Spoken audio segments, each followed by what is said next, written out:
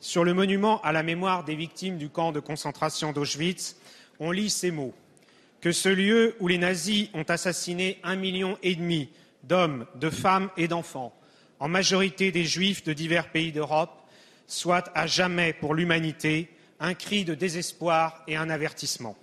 Il nous faut lancer aujourd'hui, tous ensemble, un avertissement, car l'antisémitisme est là, multiforme. Il se traduit par des mots blessants, prononcés dans nos rues, les cours de nos écoles, sur les réseaux sociaux. Il conduit à des actes insupportables contre des lieux de culte et à des agressions contre des personnes. À Toulouse, en 2012, à Paris, il y a 3 semaines, l'antisémitisme a tué. L'antisémitisme, ce sont toujours les vieux préjugés religieux, toujours les vieilles haines sociales ressassées, toujours la vieille technique du bouc émissaire, toujours la vieille vision paranoïaque du complot. Mais c'est aussi, et c'est nouveau, le fruit d'un conflit territorial, un conflit que certains tentent d'importer dans les têtes pour mieux développer une entreprise politique qui n'est qu'une forme nouvelle de fascisme habillé d'intégrisme religieux. Ces formes d'antisémitisme sont différentes, mais comme toutes les formes de rejet de l'autre, elles ont les mêmes alliés, l'oubli et la banalisation. L'oubli, c'est le risque de voir nos enfants, une fois les survivants des camps disparus, ne plus se sentir porteurs de la mémoire de la Shoah. La banalisation, c'est la négation du caractère singulier dans ses racines idéologiques tellement profondes, sa planification tellement méticuleuse, son exécution tellement monstrueuse du génocide nazi. Oubli et banalisation pourraient finalement tenir en un seul mot, l'ignorance. Comment pouvons-nous ensemble, Monsieur le Premier ministre, combattre cette ignorance qui avilit, cette ignorance Merci, Monsieur qui tue. de Rugy. La parole est à Monsieur le Premier ministre Manuel Valls.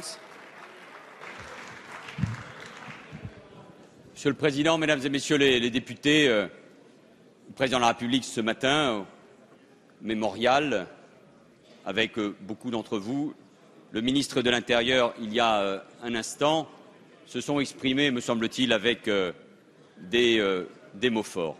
En vous répondant, Monsieur le Président François de Rugy, je voudrais faire la réflexion suivante, si elle est possible, me semble-t-il, dans cet hémicycle. C'est de s'interroger, en ce jour particulier, celui du 70e anniversaire de la libération du camp d'Auschwitz-Birkenau, pour être précis, de la découverte par les troupes soviétiques de l'horreur concentrationnaire, de s'interroger sur l'insignification même de cette journée, d'une manière plus générale, de la Shoah et de l'antisémitisme, et de sa particularité dans l'histoire. Oh, le racisme, le rejet de l'autre ont toujours existé et perdurent, et touchent ô combien de citoyens, en France et dans le monde. Il y a eu aussi des génocides. Ils ont été d'ailleurs rappelés ce matin, et c'est tout à l'honneur d'ailleurs du mémorial de travailler aussi sur les autres génocides.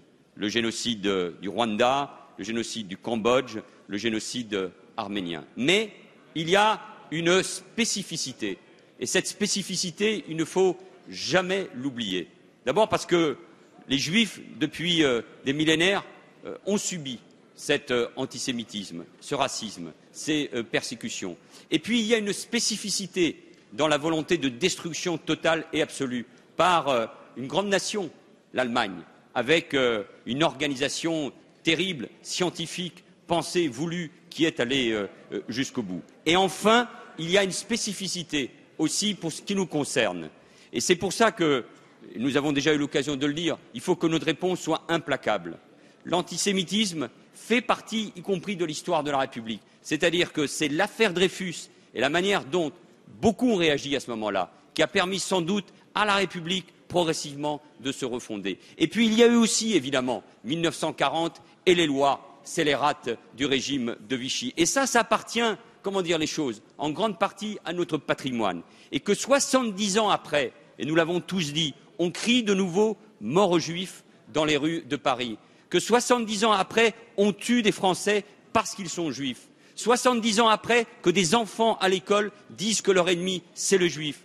Que 70 ans après, malgré les témoignages et le travail de mémoire qui a été fait, il y ait encore cet antisémitisme. Que 70 ans après, à l'antisémitisme traditionnel, naisse un autre antisémitisme sur fond de misère, sur fond d'antisionisme, sur fond de haine d'Israël, sur fond de rejet de l'autre, c'est que nous devons nous rebeller. Et les événements que nous venons de connaître, et avec la coïncidence évidemment de cet anniversaire, nous obligent, comme l'a rappelé le chef de l'État, à être intraitables sur la question de la mémoire, à être intraitables sur la question de l'éducation et la diffusion et l'apprentissage de la mémoire et donc de ce qui s'est passé il y a 70 ans, à être intraitables sur la question de la sécurité que nous devons à nos compatriotes, à être intraitables sur les sanctions que nous devons opposer à cet antisémitisme, à la fois sur Internet et quand cette parole antisémite se délivre. Et je pense que nous devons, dans tous les mots, l'antisémitisme et le racisme sont à la fois deux choses identiques et deux choses différentes. Et dans la loi, maintenant, sur l'antisémitisme comme sur le racisme, la loi permettra, et la garde des Sceaux y travaille, que la sanction, cette fois-ci, soit beaucoup plus impitoyable, car nous savons, et chacun doit l'entendre, que les mots tuent, et c'est pour cela, oui, que la République est debout, pour dire ce qui s'est passé est inacceptable et que maintenant la République répondra coup pour coup à ces mots et à ces actes. Merci, Monsieur le Premier ministre.